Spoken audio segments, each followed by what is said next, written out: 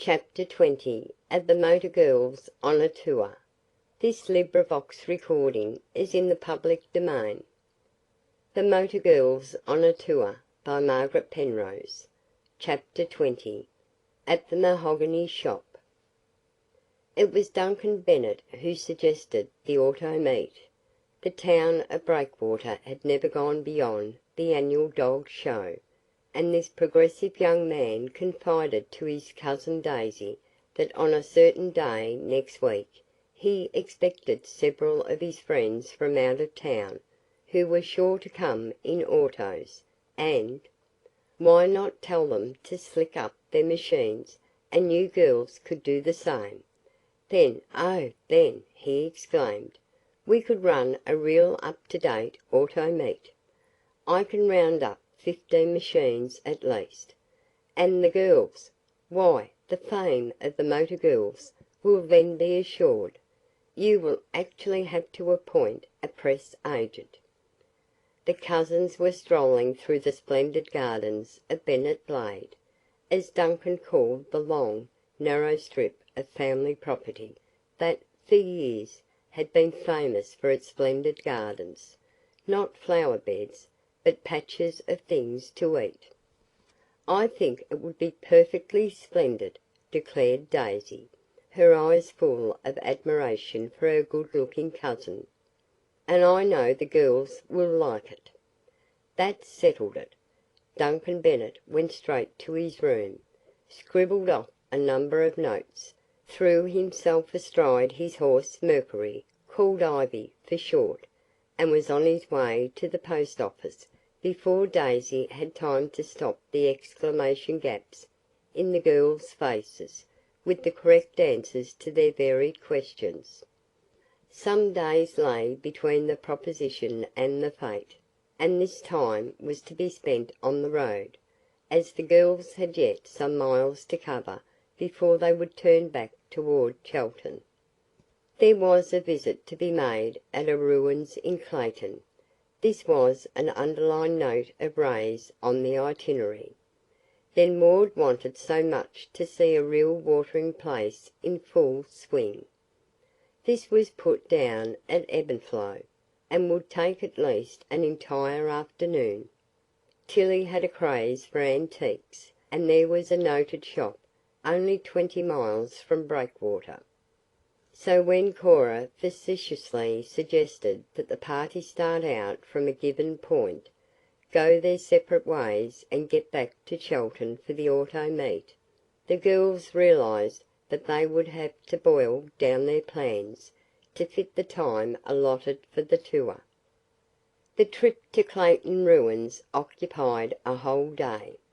The girls started early and took their lunch, which Bess said would be eaten in a crumbling, moss-covered and ivy-entwined tower.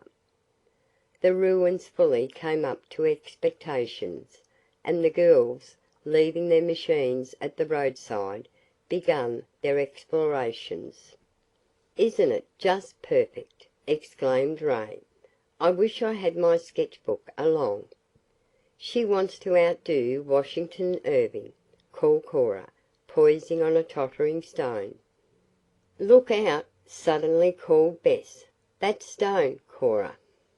A scream from Cora interrupted her, for the stone began to roll over, and Cora only saved herself by a little jump, while the piece of masonry toppled down upon a pile of bricks and mortar. "My, that was a narrow escape!"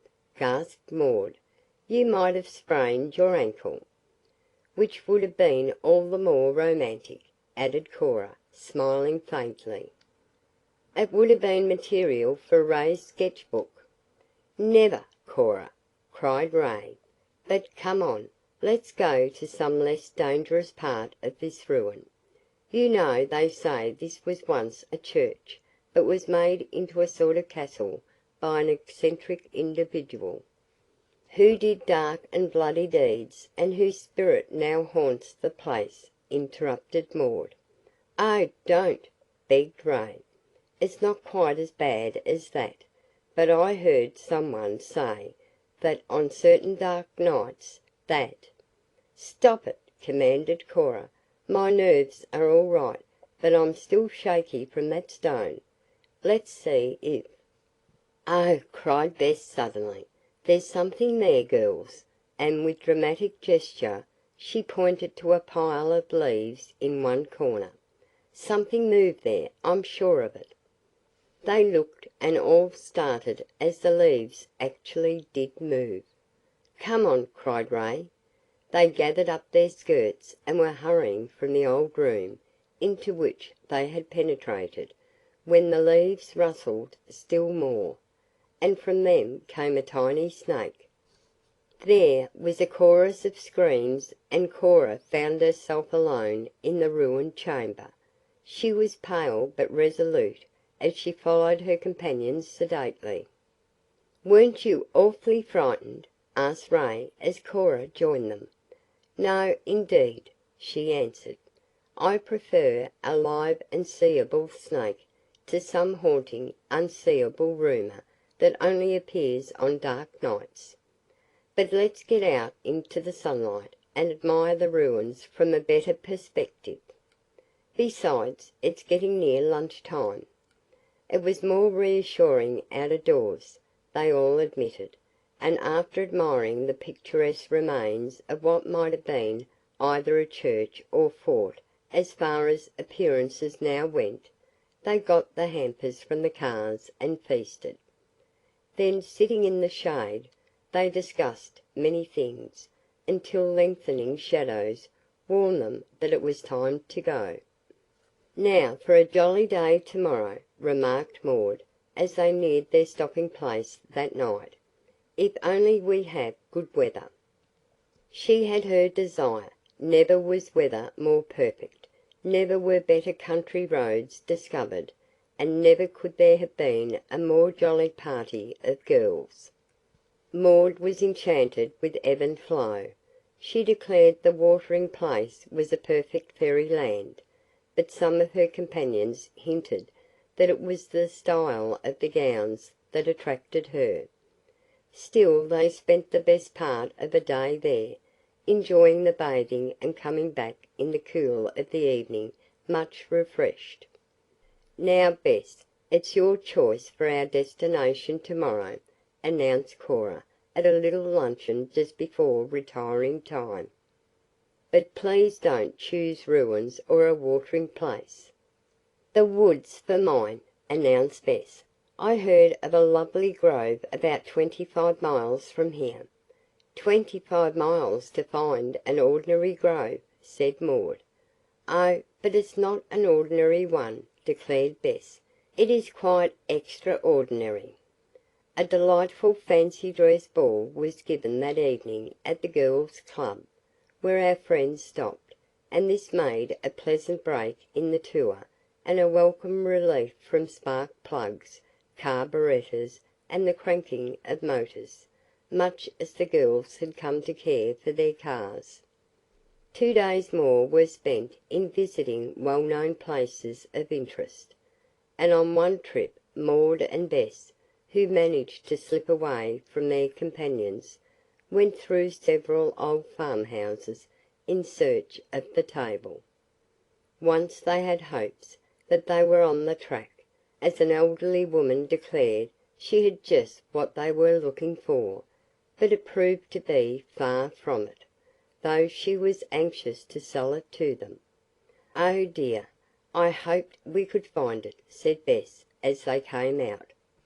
Next morning Tilly declared it was her turn to say where the trip should be, and she picked out an exclusive antique shop, about 20 miles from Breakwater, in which direction the cars were soon speeding.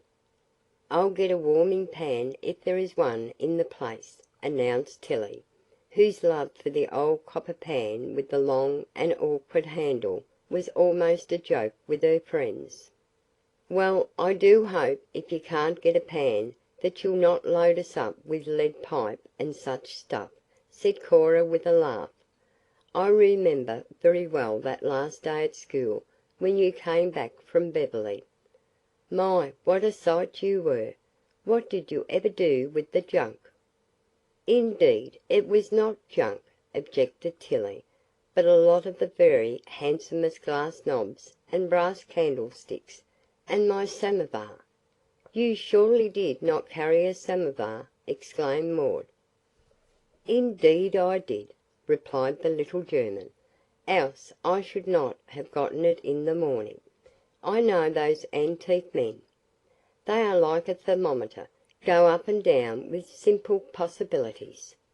Ray was as pretty as ever, Maud just as sweet, and Daisy just as gentle, while Cora and Gertrude had added new summer tints to their colouring. Adele and Tilly were still bubbling over with enthusiasm.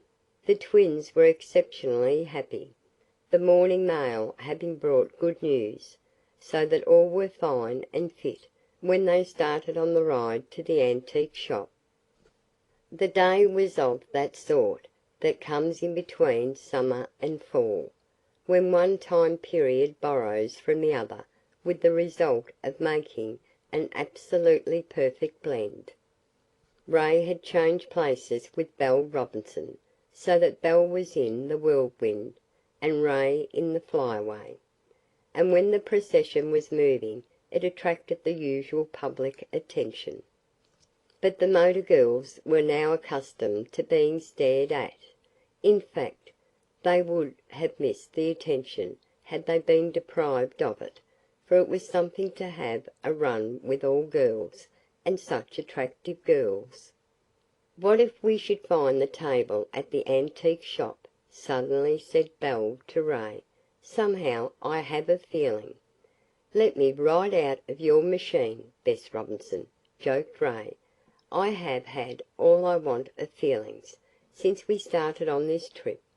I rather think the one where the goat or sheep, or whatever it was, did the actual feeling was about the utmost, as Clip would say. Poor Clip! I wonder what she is about just now." "About as frisky as ever, I'll wager," said Belle. "I never could understand that girl." "Well," objected Bess, "it would be hard to understand anyone who is only in Chelton 2 months at summer. If you were at school all year, and came home for new clothes, I fancy I would scarcely understand my own twin sister." "Strange," went on Ray, "that boys always so well understand a girl of that type. Now I do not mean that in sarcasm," she hurried to add, noting the impression her remark had made, "but I have always noticed that the girls whom girls think queer boys think just right." "Pure contrariness," declared Bess. "I don't suppose a boy like Jack Kimball thinks more of a girl just because she keeps her home surroundings so mysteriously secret." As usual, Bess had blundered. She never could speak of Jack Kimball and Clip Thayer without "showing her teeth," as Belle expressed it. The machines were running along with remarkable smoothness. The Flyaway seemed to be singing with the Whirlwind, while Daisy's car had ceased to grunt, thanks to the efforts of the workmen at her aunt's place. "What will the antique man think of 3 autos stopping at his door?" inquired Adele of Cora. "Think? Why, it will be the best advertisement he ever had. Likely he will pay us to come in," replied Cora. The street upon which the Mahogany shop was situated was narrow and dingy enough, the sort of place usually chosen to add to the odd effect of the things in the dusty window. The proprietor was outside on a feeble looking sofa. As Cora predicted, he evidently was honoured with the trio of cars that pulled up to the narrow sidewalk. Tilly, with the air of a connoisseur, stepped into the shop before the little man with the ragged whiskers had time to recover from his surprise. "Have you a warming pan?" she inquired straightaway, whereat, as was expected, the man produced almost every other imaginable sort of old piece save, of course, that asked for. But Tilly liked to look at all the stuff, and was already running the risk of blood poison, as Cora whispered to Gertrude, with her delving into green brasses and dirty coppers. With the same thought uppermost in their minds, Bess, Belle, and Cora were soon busy examining the old furniture. There were many curious and really valuable pieces among the collection, for this man's shop was famous for many a mile. "Tables," whispered Belle. "Did you ever think there were so many kinds?" Cora approached the owner. "Have you an inlaid table, a card table, or one that could be used for one? I would fancy something in unpolished wood." "I know just what you mean," answered the man, "and I expect to have one in a few days. In fact, I already have an order for one, with anchors and oars inlaid." Cora did not start. She winked at Bess, who was always apt to bubble over. "Anchors," repeated Cora. "Set in on the sides, I suppose. Well, that would be odd. But where can you get such a piece as that?" Cora did not mean to ask outright where the piece might be obtained. What she meant was, "That will surely be a difficult thing to find." "Oh, there is one, some place," replied the man, little dreaming what a tumult his words were creating in the brains of the anxious motor girls. "And when I get an order I always get the article. I shall have a warming pan for this young lady by tomorrow noon." "Then suppose I order a table, like the one with the oars and anchors?" ventured Cora. "Could I get that?" "Oh, no, miss," and he shook his head with importance. "You do not understand the trade. That would be a duplicate, and in furniture we guarantee to give you an original. I can only get one seaman's card table, and that is ordered." Cora smiled and walked off a little to gain time, and to think. Her manner told the girls plainly not to mention the matter. She would act as wisely as she was capable of doing. She overhauled some blue plates and selected a pair of baronials. The man went into ecstasies, describing every crack in the dishes. Maud said to Daisy, but Cora bought the plates and paid him his price without question. Adele and Tilly had piled up quite a heap of brass and copper, and, unlike Cora, they argued some about the cost, but finally compromised, and put the entire heap into an old Chinese basket which the man threw in. "Then I cannot get a table," said Cora, purposely displaying a roll of bills which she was replacing in her purse. "Not exactly that kind," answered the man, "but something very much handsomer, I assure you. If you will call in a day or two, I will show you something unmatched in all the country. A house has just sold out, and I have bought all the mahogany." Chapter 20